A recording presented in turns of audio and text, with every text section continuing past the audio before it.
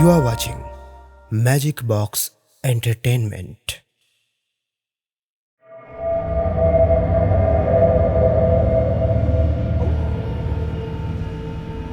বিষ্টুদার প্রতি আপনাদের প্রাণ ভরা ভালোবাসায় টিম ম্যাজিক বক্স এন্টারটেনমেন্ট আপ্লুত। আর ম্যাজিক বক্স মানেই আপনার পছন্দের গল্প। তাই আবার চলে এসেছি বিষ্টুদা সিরিজের নতুন একটি গল্প নিয়ে। সেই নস্টালজিক ভৌতিক আড্ডার আমেজ আপনাদের কাছে পৌঁছে দিতে আমাদের এবারের নিবেদন বিষ্টুদার ভূতের গল্প সিরিজের 23তম গল্প কালো জাদু। আশা করি একই রকমভাবে আপনাদের ভালোবাসা এবারেও আমরা পাব। তবে এই আসরে নিয়মিত যোগ দেওয়ার জন্য আপনাকে করতে হবে ছোট্ট একটা কাজ। নিচে যে সাবস্ক্রাইব বাটনটি দেখছেন ওটায় ক্লিক করুন, আর পাশে যে ঘন্টাটি রয়েছে ওটা বাজিয়ে রাখুন, যাতে সময় মতো ওটা বেজে উঠে আপনাকে জানিয়ে দেয় গল্পের আসর বসার দিনক্ষণ। চলুন শুনে নেওয়া যাক সৌমেন মজুমদারের লেখা বিষ্টুদার ভূতের গল্প সিরিজের 23তম গল্প কালো জাদু।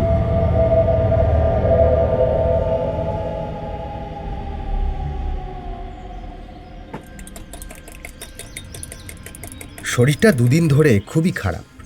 আসলে আবহাওয়া পরিবর্তন হচ্ছে তো তাই।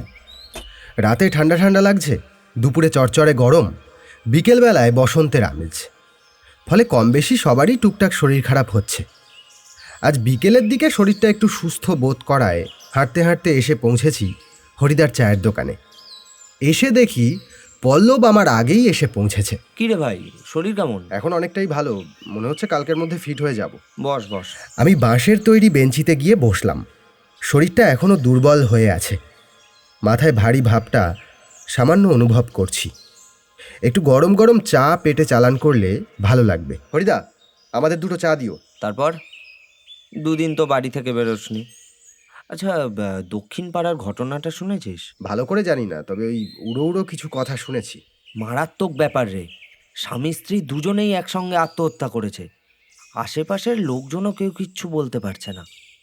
কেন যে এমন করেছে পুলিশও এখনো পর্যন্ত জানতে পারেনি। হবে কোনো পারিবারিক সমস্যা। আবার এইসব ঘটনার পিছনে অনেক সময় মানসিক অসুস্থতাও থাকে। তবে একটা অদ্ভুত ব্যাপার কি জানিস, বাড়িটায় দুটো বেডরুম আর একটা বড় ডাইনিং রয়েছে।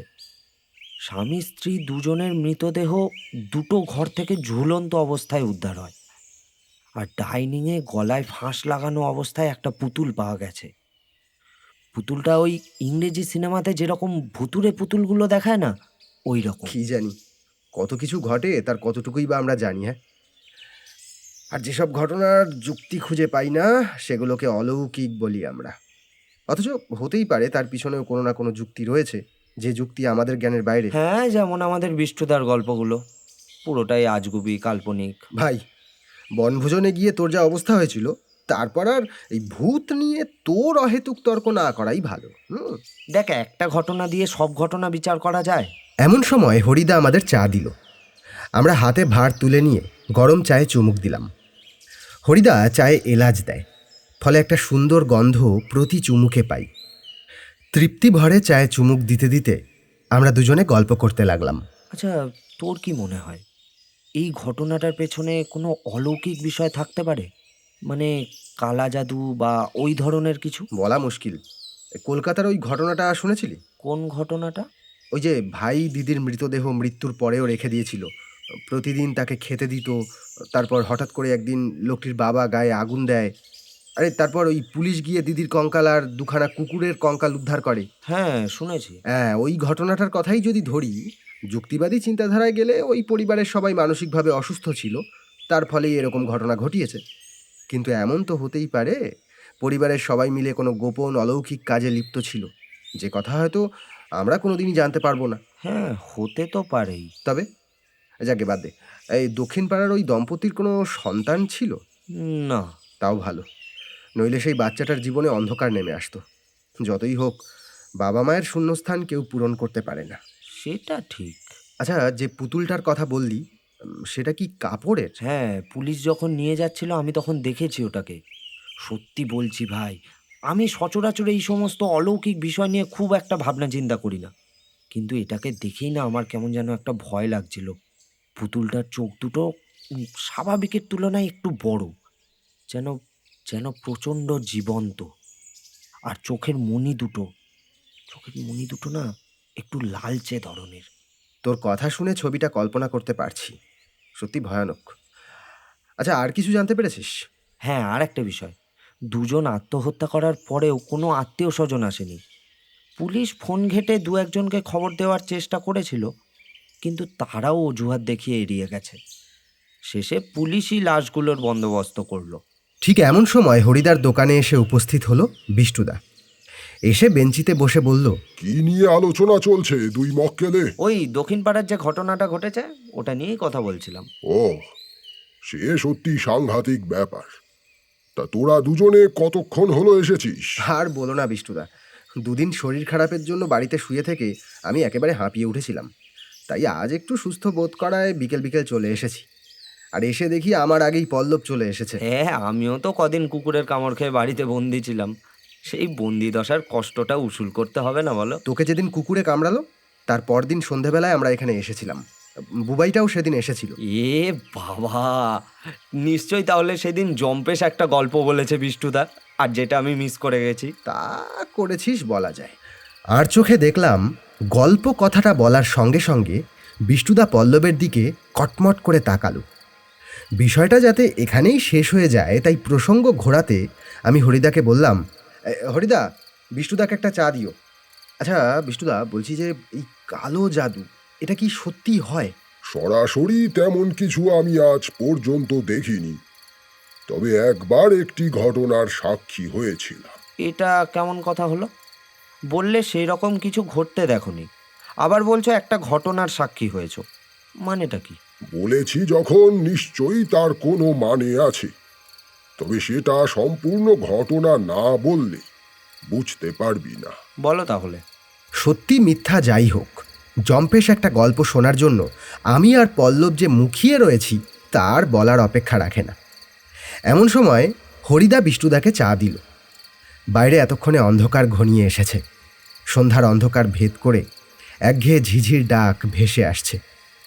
এমন একটা পরিবেশে চুপচাপ বসে বিষ্টুদার কাছে গল্প শোনার যে কী আনন্দ বলে বোঝানো যাবে না। আসলে বিষ্টুদার গল্পগুলো শুধুমাত্র আদ্যপান্ত ভৌতিক ঘটনার বর্ণনা নয়। বিষ্টুদার কথায় কথায় আমরাও পৌঁছে যাই ঠিক সেই জায়গায়, সেই সময়।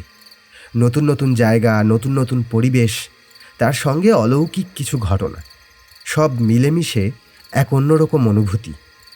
একটা সম্পূর্ণ অজানা জায়গা চোখের সামনে ছবির মতো ভেসে ওঠে।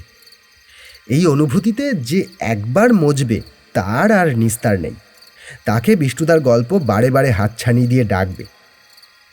হরিদার কাছ থেকে চায়ের ভাঁড় নিয়ে একটা চুমুক দিয়ে সামনের টেবিলে ভাঁড়টা নামিয়ে রেখে পকেট থেকে একটা সিগারেট বের করে ধরালো বিষ্টুদা। তারপর সন্ধ্যার ফুরফুরে বাতাসে ধোঁয়া ছেড়ে বলতে শুরু করলো, সে সময়ে আমি ছিলাম মুর্শিদাবাদে। একটা রাস্তা তৈরি হচ্ছে, সেই কাজের দেখভালের জন্য গেছিলাম। আগে এখানে কোনো রাস্তা ছিল না। নকশা অনুযায়ী জমি অধিগ্রহণ করে নতুন রাস্তা তৈরি হচ্ছে।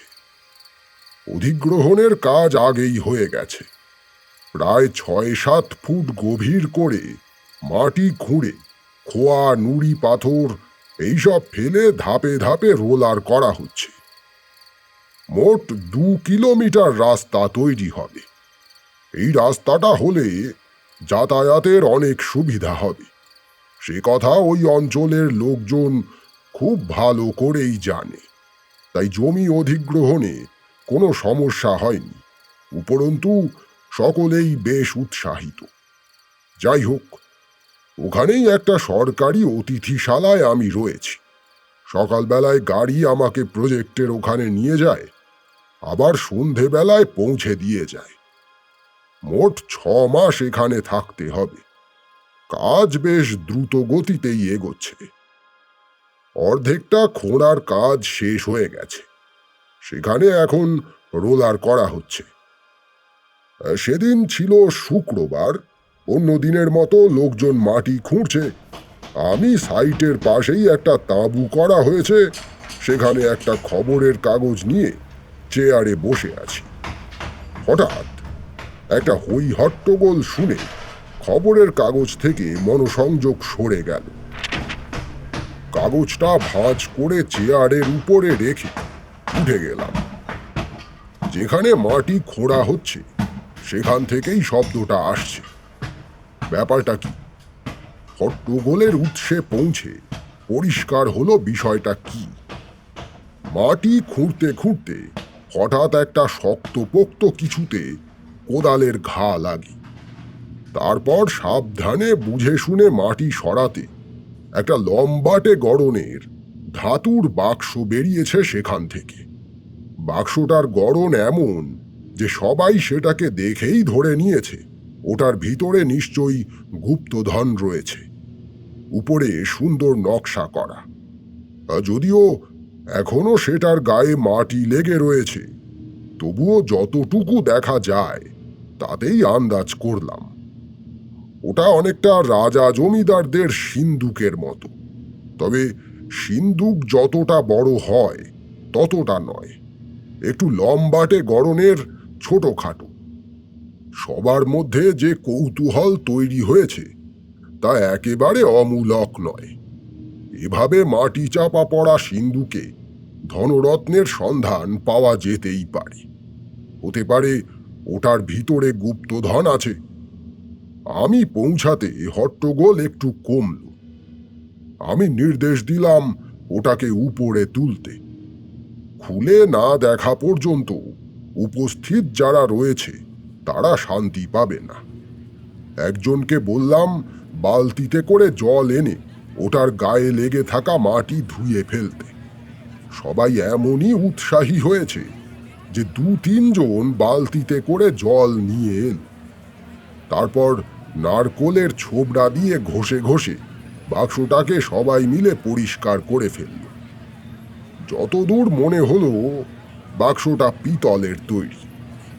লোহার হলে এতদিনে মরিচা পড়ে নষ্ট হয়ে যেত। সবাই কাজ থামিয়ে ওটার ভিতরে কি আছে দেখার জন্য গোল হয়ে দাঁড়িয়ে আছে। আমারও বেশ কৌতূহল হচ্ছে। ধুয়ে ফেলার পর একটা চেয়ার এনে সেটার উপরে বাক্সটাকে রেখেছে সবাই। এতক্ষণে আমি কাছে গিয়ে দেখলাম সেটাকে। ধরে জাগিয়ে দেখলাম সেটা বেশ ভারী। অদ্ভুত গড়ন বাক্সটার। কোথাও কোনো তালা লাগানো নেই বা কোনো ছিদ্র নেই চাবি লাগানোর মতো। অনেকক্ষণ ধরে পরীক্ষা নিরীক্ষা করে বুঝলাম ওটায় সিন্দুকের মতো কবজা লাগানো কোনো ঢাকনা নেই।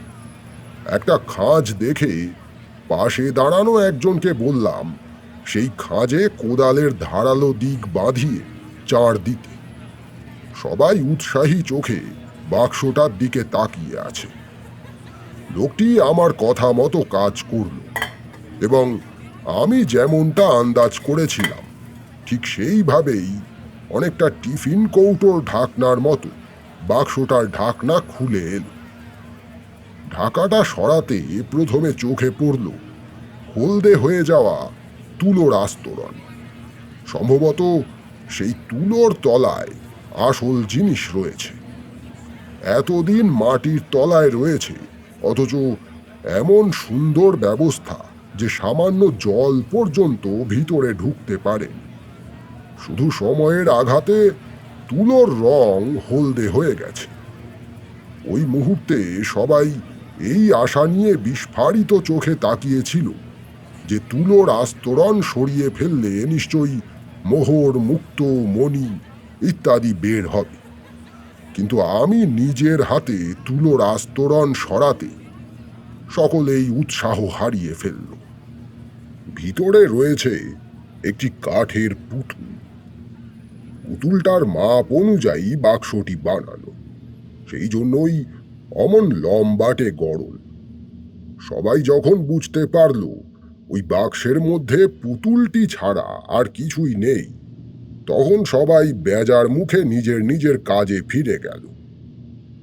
তবে আমার মনে কিন্তু অন্য ভাবনা পাক খাচ্ছিল। এমন একটা পুতুল এতটা যত্ন করে বাক্সবন্দি অবস্থায় মাটিতে পুঁতে রাখার অর্থ কি? নিশ্চয়ই এসবের পিছনে কোনো কারণ আছে। আমি বাক্সটি আবার আগের মতো বন্ধ করে তাঁবুতে নিয়ে এলাম। অনেক রকম সন্দেহ, প্রশ্ন আমার মনে ঘুরপাক খাচ্ছে। কিছুক্ষণ পরে বাক্সটা আবার খুললাম, ভালো করে পরীক্ষা করলাম ওটার ভিতরে আর কিছু আছে কিনা। কিন্তু উপরে নিচে হলদে তুলোর আস্তরণ আর পুতুলটি ছাড়া বাক্সে আর কিছুই নেই। বাক্সের গায়ে কোথাও কোনো লেখা আছে কিনা সেটাও পরীক্ষা করলাম, কিন্তু তেমন কিছু চোখে পড়ল না। পুতুলটা কাঠের, তবে বেশ নিখুঁত হাতে তৈরি। চোখ, নাক, ঠোঁট ভীষণ রকম জীবন্ত। চোখে এবং ঠোঁটে অদ্ভুত একটা অভিব্যক্তি লেগে আছে, একটা মৃদু হাসি, অথচ এত সাবধানী যে চট করে কারো চোখে পড়বে না। অনেকক্ষণ এক দৃষ্টিতে তাকিয়ে থাকলে সেই হাসি স্পষ্ট হয়ে ধরা পড়ে। ঘুরিয়ে ফিরিয়ে পুতুলটাকে ভালো করে পরীক্ষা করলাম, যদি ওটার গায়ে কোনো গোপন গর্ত করে মূল্যবান কিছু রাখা থাকে, কিন্তু সেরকম কিছুও নজরে পড়ল না। কিছুটা দমে গিয়ে বাক্সবন্দি করে সেটাকে গুছিয়ে রাখলাম। সারা দিন পরে যখন কাজ শেষ হলো, তখন গাড়িতে করে বাক্সটাকে অতিথিশালায় নিয়ে চললাম।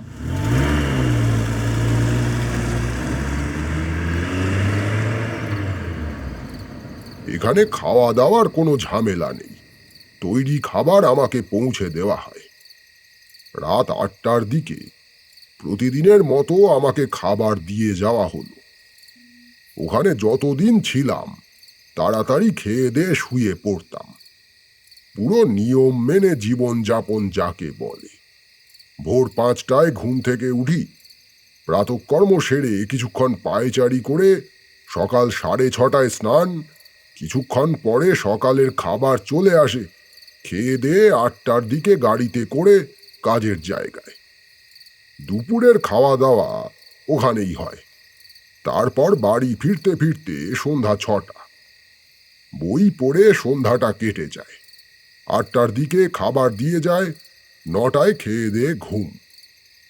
একেবারে বাঁধা সব কাজ। সেদিনও 9টার দিকে খাওয়া দাওয়া সেরে সামনের বারান্দায় পায়চারি করতে করতে একটা সিগারেট শেষ করে শুয়ে পড়লাম। নিয়ম মেনে সব কাজ করার সুবিধা এই, শরীর পুরোপুরি অভ্যস্ত হয়ে যায়, ফলে শোয়ার কিছুক্ষণের মধ্যেই ঘুমিয়ে পড়ি। সেদিনও কিছুক্ষণের মধ্যেই ঘুমিয়ে পড়লাম। বাক্সটা এবং কাঠের পুতুলের কথা এক প্রকার ভুলেই গেছিলাম। মাঝরাতে কেমন যেন অস্বস্তি হতে লাগলো, এবং সেই অস্বস্তিতে ঘুম আলগা হয়ে গেল। তখনও আমি চোখ মেলিনি। চোখ বোঝা অবস্থাতেই যেন অনুভব করলাম এই ঘরে আমি একা নই। দ্বিতীয় একটা শ্বাস প্রশ্বাসের শব্দ মৃদু অথচ স্পষ্ট হয়ে আমার কানে পৌঁছাচ্ছে। আমার সমস্ত ইন্দ্রিয় সজাগ হয়ে উঠল। ঘরটা বেশ বড়। এক কোণে একটা আলমারি আর একজন শোয়ার মতো একটা খাট রয়েছে ঘরে। সেই খাটেই আমি শুয়ে আছি। এখানে মশার উৎপাত রয়েছে, তাই মশারি টাঙিয়ে ঘুমাই। আমি আমার সমস্ত অনুভূতি দিয়ে অনুভব করলাম যেন সেই দ্বিতীয় শ্বাস প্রশ্বাসের শব্দ মশারির ঠিক বাইরে থেকেই আসছে। আমার শিয়রে কেউ যেন এসে দাঁড়িয়েছে, এবং তার ভারী শীতল নিঃশ্বাস মশারি ভেদ করে ক্ষণে ক্ষণে এসে লাগছে আমার গায়ে। শীতল শিহরণে আমার শরীর কেঁপে উঠল। আমি নিদারুণ ভয়ে এক ঝটকায় চোখ খুললাম। নাইট ল্যাম্পের আবছা আলোয় মুহূর্তের জন্য মনে হলো আমার মাথার কাছে মশারির বাইরে সেই কাঠের পুতুলটি দাঁড়িয়ে আছে। আমি উঠে বসলাম। বালিশের পাশে রাখা টর্চটা হাতে তুলে নিয়ে আলো ফেললাম সারা ঘরে। না, কিছুই নেই। মশারি থেকে বেরিয়ে ঘরের আলো জ্বাললাম। আমি কি দেখতে ভুল করলাম? সারা ঘরে কোনো অস্বাভাবিকতা নেই, সব কিছু একই রকম আছে। বাইরে থেকে অস্পষ্ট ঝিঁঝির ডাক ভেসে আসছে। পুতুল সমেত বাক্সটা আলমারির পাশে মেঝেতে রেখেছিলাম। দেখলাম সেটা একই রকম ভাবে নির্লিপ্ত হয়ে পড়ে আছে। সেই মুহূর্তে আমার মনে দ্বন্দ্ব চলছিল। ওই আবছা অন্ধকারে এক ঝলক পুতুলটাকে যে দেখলাম, তা কি সত্যি নাকি নিতান্তই চোখের ভুল? চিন্তাগ্রস্ত মনে ঘরেই কিছুক্ষণ পায়চারি করলাম। আবার একবার বাক্সটার কাছে গিয়ে খুঁটিয়ে দেখলাম, সেটা একই রকম ভাবে বন্ধ রয়েছে এবং ওটার ঢাকনা এতটাই মজবুত ভাবে আটকে থাকে যে খালি হাতে সেটা খোলা অসম্ভব। একটা সিগারেট ধরিয়ে দরজা খুলে বাইরে বেরোলাম। সামনের বারান্দায় চিন্তাক্লিষ্ট মনে পায়চারি করতে করতে সিগারেটটা শেষ করলাম। তারপর আবার ঘরে ফিরে এসে দরজা বন্ধ করে বিছানায় শুয়ে পড়লাম। সে রাতে আর কিছুই ঘটল না। এপাশ ওপাশ করতে করতে এক সময় আবার ঘুমিয়ে পড়লাম।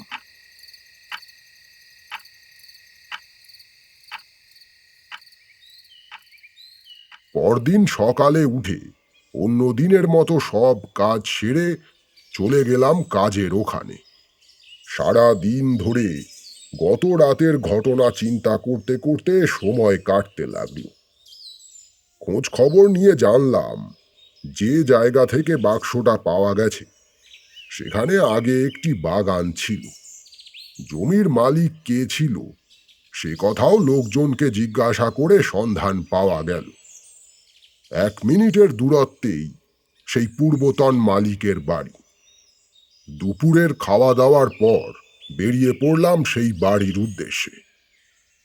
একটা ছিমছাম একতলা বাড়ি, সামনে বেশ বড়সড় একটা উঠোন। উঠোনে সেই সময়ের একটা রাজদূত মোটর সাইকেল দাঁড় করানো। আমি গিয়ে সেই বাড়ির দরজায় কড়া নাড়লাম। একজন মাঝবয়সী লোক বেরিয়ে এলেন। নমস্কার, কাকে চাইছেন? আমি আমার পরিচয় বিস্তারিত জানালাম। তারপর বাগানের ওই জমিতে যে বাক্সটি পাওয়া গেছে সে কথা ওনাকে জানিয়ে সে বিষয়ে উনি কিছু জানেন কিনা জানতে চাইলাম। ভদ্রলোক বললেন, আমি স্বপন ভট্টাচার্য। দেখুন, এই বাগানের জমি বাড়ি এগুলো আমরা এই বছর 4 হবে কিনেছি। তার আগে এখানে যে পরিবার থাকতো তারা কোনো এক অজ্ঞাত কারণে মারা যায়। পরিবার বলতে ছিল এক দম্পতি, সন্তানাদি তাদের কিছু ছিল না। দুজনের মৃত্যুর পর ওয়ারিশ হিসেবে এই সম্পত্তির মালিক হয় ওনাদের ভাইপো। সেই লোক এখানে কখনো আসেননি। আমরা তার কাছ থেকেই জমি বাড়ি কিনেছি। তবে আপনি যে বাক্সের কথা বলছেন সেই বিষয়ে কিছু বলতে পারবো না।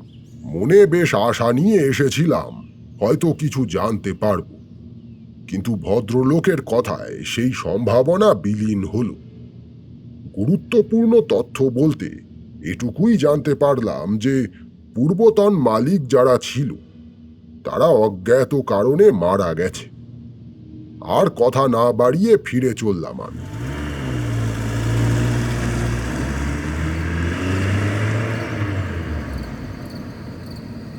দিনের শেষে গাড়ি আমাকে পৌঁছে দিয়ে গেল। সেদিনও 9টার দিকে খাওয়া দাওয়া সেরে একটা সিগারেট ধরিয়ে বারান্দায় পায়চারি করছি। তখনকার দিনে টিউব লাইট কিংবা আধুনিক এলইডি লাইট ছিল না। ইলেকট্রিক বাতি বলতে ফিলামেন্টের বাল্ব। বারান্দার এক মাথায় 25 ওয়াটের একটা বাল্ব মিটমিট করে জ্বলছে। বারান্দার ধার ঘেঁষে পরপর ঘর রয়েছে। আমি যে ঘরটায় রয়েছি সেই ঘরটা বারান্দার এক প্রান্তে, ঠিক উল্টো প্রান্তে রয়েছে স্নান ঘর। বাল্বটা জ্বলছে স্নান ঘরের সামনে। আমি পায়চারি করতে করতে সেই মাথায় পৌঁছে আবার এই দিকে আসবো বলে ঘোরার সঙ্গে সঙ্গে আমার বুকের ভিতরে যেন বজ্রপাত হল। হৃদস্পন্দনের গতি দ্বিগুণ হয়ে গেল। মনে হতে লাগলো আমি যেন ক্রমাগত চোরা বালিতে ডুবে যাচ্ছি। আমার ঘরের ঠিক সামনে দরজার কাছে স্পষ্ট দেখতে পাচ্ছি সেই কাঠের পুতুলটা আমার দিকে তাকিয়ে দাঁড়িয়ে আছে। মুহূর্তের মধ্যে প্রাথমিক অভিঘাত কাটিয়ে ছুটে চললাম দরজার সামনে। আমায় আশ্চর্য করে আমি ঘরের কাছাকাছি পৌঁছানোর সঙ্গে সঙ্গে কাঠের পুতুলটা যেন অন্ধকারে মিশে গেল। আমি হতবাক হয়ে কয়েক মুহূর্ত সেখানেই তাকিয়ে রইলাম যেখানে পুতুলটাকে দেখেছিলাম। তারপর নিজের ঘরে ঢুকে দরজার ছিটকিনি লাগিয়ে দিলাম। আমার নিজের কাছে এমন কিছু নেই যেটা দিয়ে বাক্সটা খুলতে পারবো। ঘরে থাকা আলমারিটা খুলে তার মধ্যে একটা স্ক্রুড্রাইভার পেলাম। সেটা দিয়ে বেশ জোরে চাপ দিতে বাক্সটা খুলে গেল। বিবর্ণ তুলোর আবরণ সরিয়ে ফেলতেই চোখে পড়ল পুতুলটা একইভাবে বাক্সের ভিতরে শোয়ানো অবস্থায় রয়েছে। কিন্তু আমার কোনো সন্দেহই নেই যে একটু আগে এই পুতুলটাকে দরজার সামনে দাঁড়িয়ে থাকতে দেখেছি।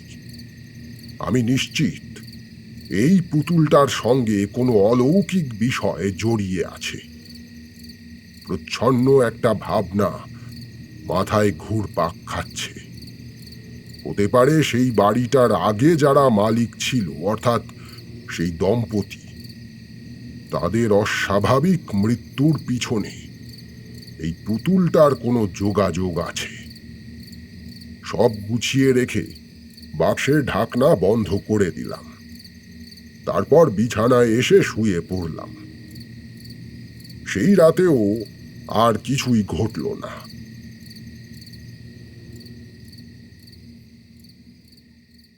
পরদিন ছিল রবিবার, সাপ্তাহিক ছুটির দিন। সকাল সকাল উঠে পড়লাম অন্য দিনের মতোই। সকালের খাওয়া দাওয়া সেরে বেশ অনেক দিন পর আশেপাশে একটু ঘুরে দেখার জন্য বেরোলাম। এখানে আসার পর থেকে অন্যান্য রবিবার খুব একটা বেরোই না। গত দুদিন ধরে ঘটে চলা ঘটনার জন্যই মনটা গুমোট হয়েছিল। কর্মহীনভাবে খোলা বাতাসে একটু বেরিয়ে এলে হয়তো মনের গুমোট ভাবটা কেটে যাবে।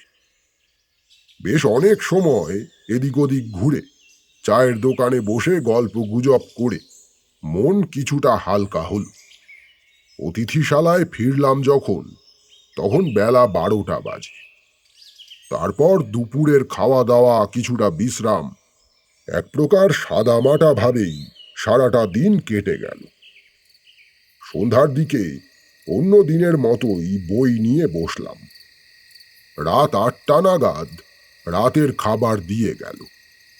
আরও কিছুক্ষণ বই নিয়ে বসে কাটিয়ে অন্য দিনের তুলনায় একটু আগেই রাতের খাওয়া দাওয়া সেরে শুয়ে পড়লাম। সময় তখন রাত 9টা হবে। শরীরে কেমন একটা অবসন্ন ভাব অনুভব করছি। অজানা বিপদের আশঙ্কায় মন সজাগ হয়ে রয়েছে। অস্বস্তিতে এপাশ ওপাশ করতে করতে কিছুক্ষণ কাটল। তারপর হঠাৎই মনে হলো ঘরের ভিতরটা হিম শীতল বাতাসে ভরে উঠেছে। আমার গায়ে রীতিমতো কাঁটা দিচ্ছে। পায়ের কাছে রাখা চাদরটা টেনে গায়ে দিলাম। ঠান্ডা এতটাই প্রবলভাবে আমি অনুভব করছিলাম যে মাথা পর্যন্ত চাদর দিয়ে ঢেকে দিয়েছি। সেই অবস্থায় হঠাৎ সেই প্রথম দিনের মতো মৃদু অথচ স্পষ্টভাবে অনুভব করলাম দ্বিতীয় একটা শ্বাস প্রশ্বাসের শব্দ। মনে হলো শব্দটা আসছে আমার খুব কাছ থেকে, যেন আমার মুখের উপরে কেউ একজন ঝুঁকে তাকিয়ে আছে এবং তার ভারী নিঃশ্বাসের আঘাত এসে লাগছে চাদরের উপরে। আমি এক ঝটকায় মুখের উপর থেকে চাদরটা সরালাম, আর সঙ্গে সঙ্গে আমার চোখে ভেসে উঠল আমার দিকে ঝুঁকে থাকা একটা মুখ। সেই কাঠের পুতুলটা মশারির ভিতরে শিয়রে বসে আমার মুখের উপরে ঝুঁকে ঠোঁটের কোণায় ক্রূর মৃদু হাসি নিয়ে তাকিয়ে রয়েছে। আমি কিছু বুঝে ওঠার আগেই পুতুলটার কাঠের হাত নিদারুণ শক্তিতে আমার গলা চেপে ধরল। মনে হলো যেন কোনো নিরেট লোহার হাত আমার গলার উপরে চেপে বসছে। আমি হাত দিয়ে ওটাকে সরানোর চেষ্টা করলাম। 2 ফুট লম্বা একটা কাঠের পুতুলের ওজন কতই বা হতে পারে, কিন্তু সামান্য বল প্রয়োগ করেই বুঝতে পারলাম ওটা এতটাই ভারী যে আমার পক্ষে ওটাকে সরিয়ে ফেলা অসম্ভব। পুতুলটার শরীর বরফের মতো ঠান্ডা, আমার শ্বাস বন্ধ হয়ে আসছে। এরপর পুতুলটা আমার গলা চেপে ধরে টানতে টানতে মশারির ভিতর থেকে বাইরে নিয়ে চলল। ধস্তাধস্তিতে মশারি ছিঁড়ে পড়ল। নাইট ল্যাম্পের নীলচে আলোয় দেখলাম ছাদ থেকে ঝুলতে থাকা পাখার সঙ্গে একটা মোটা দড়ি ঝুলে আছে। দড়ির প্রান্তে একটা ফাঁস। পুতুলটা তার অতিলৌকিক শক্তিতে আমাকে টানতে টানতে সেই ফাঁসের দিকে নিয়ে চলেছে। ওর উদ্দেশ্য মুহূর্তে স্পষ্ট হয়ে গেল আমার কাছে। ওই মোটা দড়ির ফাঁস অপেক্ষা করছে আমার জন্য। কিছুক্ষণের মধ্যে ওই ফাঁস আমার গলা জড়িয়ে ধরবে, তারপর তীব্র টানে আমার শরীরটা ঝুলে পড়বে পাখার সঙ্গে। কিন্তু এসবের থেকে মুক্তির আর কোনো উপায় নেই। তীব্র অনুশোচনা হতে লাগলো। অতিরিক্ত কৌতূহলে বাক্সটা বাড়িতে না নিয়ে এলেই বোধহয় ভালো হতো। অজানা রহস্যের কালো ছায়া ওই বাক্সে বন্দী হয়ে আছে, এই মুহূর্তে যার উদ্দেশ্য আমার মৃত্যু। আমি ধীরে ধীরে কেমন অবচেতন হয়ে পড়ছি। বাস্তব সম্পর্কে জ্ঞান ধীরে ধীরে লোপ পাচ্ছে। একসময় সেই কাঠের পুতুলটা দড়ির ফাঁস আমার গলায় পরিয়ে দিল। ঝাপসা চোখে দেখতে পেলাম পুতুলটা আমার সামনে দাঁড়িয়ে দড়ির অন্য প্রান্ত ধরে টানছে। ধীরে ধীরে দড়ির ফাঁস শক্ত হয়ে জড়িয়ে ধরছে আমার গলা। আমার শরীরটা মাটি ছেড়ে উঠতে আরম্ভ করেছে। কানে ভেসে আসছে একটা ভারী জুতোর শব্দ। বাইরে বারান্দা ধরে কেউ যেন ছুটে আসছে।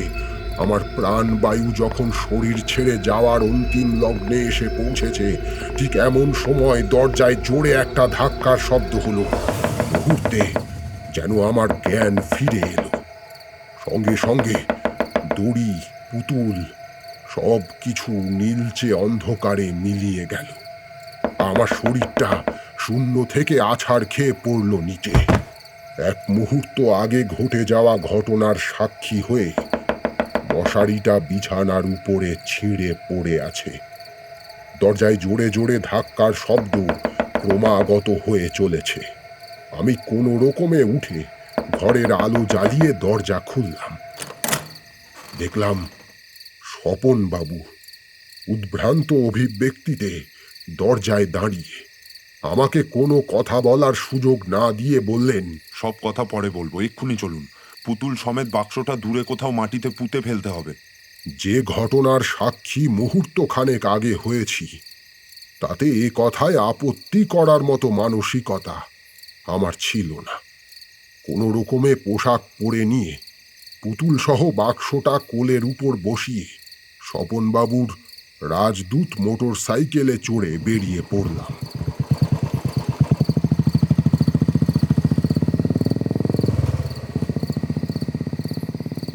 ভদ্রলোক আমাকে একটা নির্জন জঙ্গলে ঘেরা জায়গায় নিয়ে গেলেন।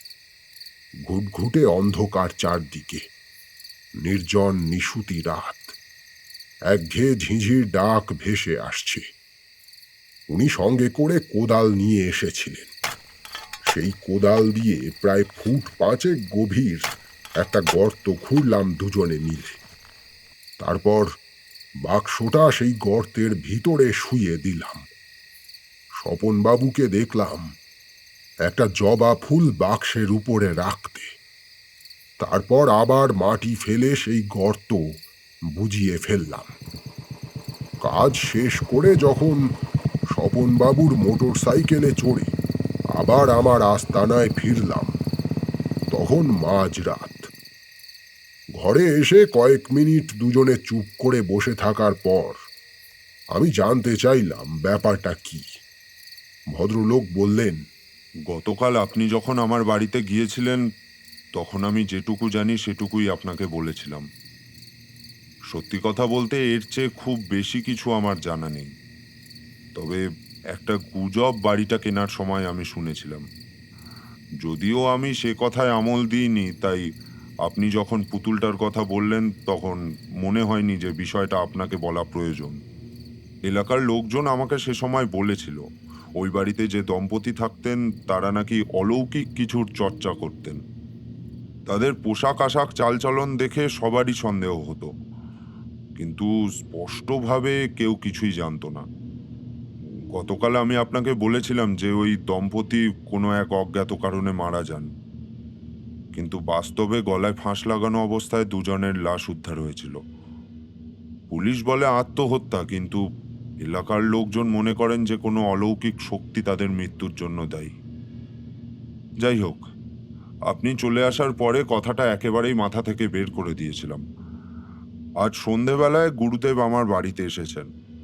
এই বাড়ি কেনার পরে উনি প্রথমবার এলেন। আমি উৎসাহ ভরে গুরুদেবকে প্রণাম করার সঙ্গে সঙ্গে লক্ষ্য করলাম হঠাৎ করেই ওনার মুখ চোখ কেমন যেন বিষণ্ণ হয়ে গেল। আর তারপর নিজে থেকেই বললেন, স্বপন, আমি কিছু একটা অনুভব করছি। বন্দি এক অলৌকিক অশুভ শক্তি মুক্ত হয়েছে, যে শক্তির উৎস এই বাড়িতেই। এখন সে অনেকটা দূরে রয়েছে, তবু তার টান এখনো এই ভিটের উপরে রয়ে গেছে। কোনো অজ্ঞাত মানুষ কি এই বাড়িতে কয়েকদিনের মধ্যে এসেছিলেন? প্রশ্নটা শুনেই আমার আপনার কথা মনে পড়ল। আপনি যেটুকু বলেছিলেন সে কথা বিস্তারিত গুরুদেবকে জানালাম। আর কোনো কথা না বলে গুরুদেব সোজা গিয়ে ঠাকুর ঘরে পুজোয় বসলেন। প্রায় ঘণ্টাখানেক ধ্যানমগ্ন থাকার পর ঠাকুর ঘর থেকে উঠে এলেন আমার কাছে। বললেন, এই বাড়িতে আগে যারা বাস করত তারা কালো জাদুর চর্চা করত, এবং সেই চর্চায় তারা সাফল্য পেয়েছিল। কিন্তু মানুষ সবসময় ভুলে যায়, দুষ্টু আত্মা, সে জীবিত কিংবা মৃত যাই হোক, তার দ্বারা মানুষের কোনো মঙ্গল সাধন হয় না, শুধুমাত্র ক্ষতিই হয়। এক অতৃপ্ত আত্মাকে তারা একটি কাঠের পুতুলে বন্দি করেছিল। সেই আত্মাকে ব্যবহার করে তারা ভেবেছিল নিজেদের স্বার্থে ব্যবহার করবে, কিন্তু ফল হয় সম্পূর্ণ উল্টো। সেই আত্মাই তাদের মৃত্যুর কারণ হয়। কোনো এক সাধু পুরুষ সেই সময় এই বাড়িতে এসেছিলেন। সমস্তটা তিনি অনুভব করে পুতুলটাকে মন্ত্র দ্বারা বন্দি করে বাক্সে পুরে মাটিতে পুঁতে দিয়েছিলেন। এতদিন সে বন্দি ছিল। 2 দিন আগে সে আবার মুক্তি পেয়েছে। এতদিন বন্দি থেকে সে আরো হিংস্র হয়ে উঠেছে। এখন সে যেখানে রয়েছে আগে সেখানে কোনো ক্ষতি সাধন করবে, তারপর সে আসবে এই বাড়িতে। যত তাড়াতাড়ি সম্ভব পুতুলটিকে আবার মাটিতে পুঁতে ফেলতে হবে। যে ভদ্রলোকের কথা তুমি বলেছ স্বপন, তার মৃত্যু ঘনিয়ে আসছে। তুমি কি তাকে চেনো? আমি জানি যে উনি এখন কোথায় আছেন। তবে এক্ষুনি সেখানে যাও। মঙ্গলময় ঈশ্বরের করুণায় তার যদি এখনো পর্যন্ত কোনো বিপদ না হয়ে থাকে, তবে তবে যত তাড়াতাড়ি সম্ভব সেই পুতুলটিকে আগের মতো পুঁতে ফেলার ব্যবস্থা করো। আর মাটি চাপা দেওয়ার আগে এই ফুলটা সেখানে দিয়ে দেবে। এ কথা শুনে আমি আর অপেক্ষা করিনি, তৎক্ষণাৎ গাড়ি নিয়ে বেরিয়ে পৌঁছেছি আপনার এখানে। ভাগ্যিস সেদিন আপনি আমাকে বলেছিলেন যে আপনি কোথায় উঠেছেন। আমি পুতুলটা বাড়ি নিয়ে আসার পর থেকে যেসব ভুতুড়ে অভিজ্ঞতার সম্মুখীন হয়েছি সবই ওনাকে বিস্তারিতভাবে জানালাম। হয়তো উনি সময় মতো এসে না পড়লে আজ এখানে বসে কথা বলতে পারতাম না। সেই রাতেই আমি স্বপনবাবুর সঙ্গে তার বাড়িতে পৌঁছে সেই মহাত্মা গুরুদেবের সঙ্গে সাক্ষাৎ করি। আমি চিরঋণী সেই মহাপুরুষের কাছে। তারপর থেকে স্বপনবাবুর সঙ্গে আমার খুব ভালো সম্পর্ক তৈরি হয়। ওখানে যতদিন ছিলাম আর কখনো কোনো সমস্যা হয়নি। এই হলো আমার জীবনের অভিজ্ঞতা। সামনাসামনি প্রক্রিয়া পর্যবেক্ষণ করার সুযোগ কখনো হয়নি ঠিকই, তবে পরোক্ষভাবে কালো জাদুর কোপে আমি পড়েছিলাম এবং তা কতটা ভয়ঙ্কর নিষ্ঠুর হতে পারে তা অনুভব করেছিলাম। এই পর্যন্ত বলে বিষ্ণুদা থামল। রাত তখন প্রায় 10টা বাজে। যে ঘটনা শুনলাম তাতে এর পর থেকে নিরীহ পুতুল দেখলে একটু হলেও ভয় জাগবে মনে। কিছুটা ঘোরাচ্ছন্ন অবস্থায় ছিলাম। ঘোর কাটল ফোনের শব্দে। পল্লবের ফোন বাজছে। বুবাই ফোন করছে। হ্যাঁ বল, কি ঘটনা? হ্যাঁ হ্যাঁ, কি বলছিস? আচ্ছা আচ্ছা, ঠিক আছে ঠিক আছে ঠিক আছে, রাখ রাখ। হ্যাঁ। দেখলাম বুবাইয়ের মুখ চোখ বিষণ্ণ হয়ে গেছে। জিজ্ঞাসা করলাম, কিরে, কি হয়েছে? দক্ষিণ পাড়ায় ওই আত্মহত্যার ঘটনার দায়িত্বে যে পুলিশ ইন্সপেক্টরটা ছিল, একটু আগে গলায় দড়ি দিয়েছে। আর তার ঘর থেকেও সেই পুতুলটাকে পাওয়া গেছে ওই একই রকমভাবে, গলায় ফাঁস লাগানো অবস্থায়।